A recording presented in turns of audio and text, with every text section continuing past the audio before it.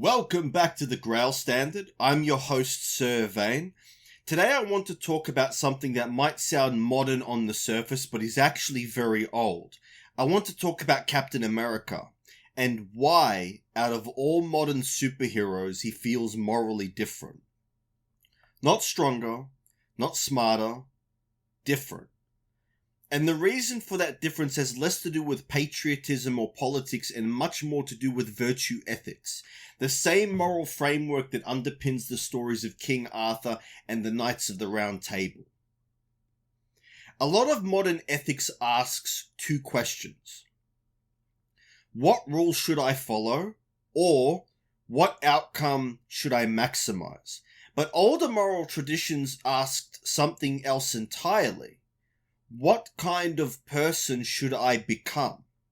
That question sits at the heart of virtue ethics, and it's also the question that defines Captain America when he's written well.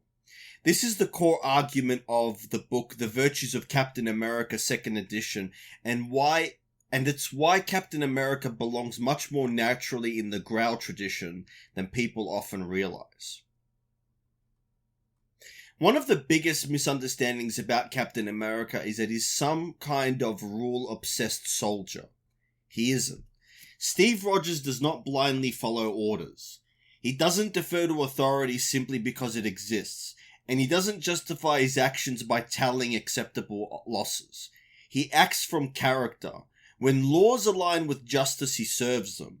When they break from justice, he walks away, even when that costs him rank, legitimacy, or public approval. That's not deontology, that's not utilitarianism, that's virtue ethics.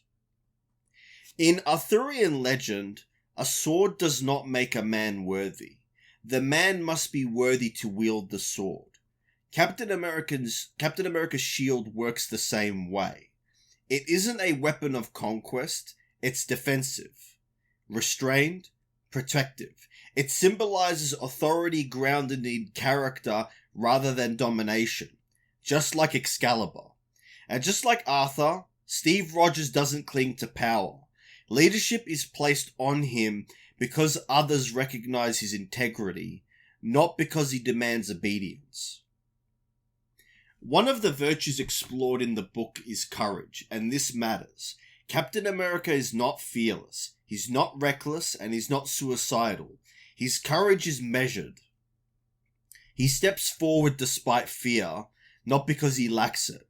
He risks himself when it serves justice, not ego, and he accepts loss without becoming bitter or cruel. That's the same courage demanded of the knights in the Grail stories. Bravery disciplined by judgment. Here's something that modern culture struggles to understand. True moral authority comes from humility. Steve Rogers doubts himself, he listens to others, he questions his own certainty, and that humility is precisely why people trust him. In the Arthurian world, pride is almost always the beginning of failure. Power corrupts not because it is strong, but because it is unrestrained by character. Captain America understands this instinctively. Another forgotten virtue is righteous indignation. Captain America gets angry, but his anger is not indulgent. It is directed at injustice, proportionate, and governed by restraint. Modern ethics often treats anger as either something to glorify or something to suppress entirely. Virtue ethics takes a harder position. Anger has a proper place when it is ruled by reason. Arthurian knights are judged the same way. Uncontrolled rage leads to downfall. Controlled anger in the service of justice is praised. One of the clearest moments where Captain America reveals his ethical foundation is when law and morality diverge. In Civil War, Steve Rogers does not rebel because he dislikes order. He rebels because authority has detached itself from virtue. This is crucial.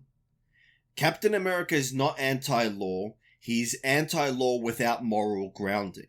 Arthurian kingship works the same way. A king who abandons justice forfeits legitimacy regardless of legality. Obedience without virtue is not loyalty, it's corruption.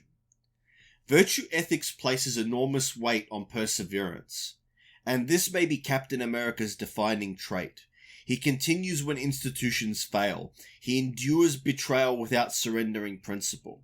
He keeps acting rightly even when victory seems impossible. This is Grail-level endurance. Many knights fail not because they are evil, but because they lose heart. Steve Rogers does not.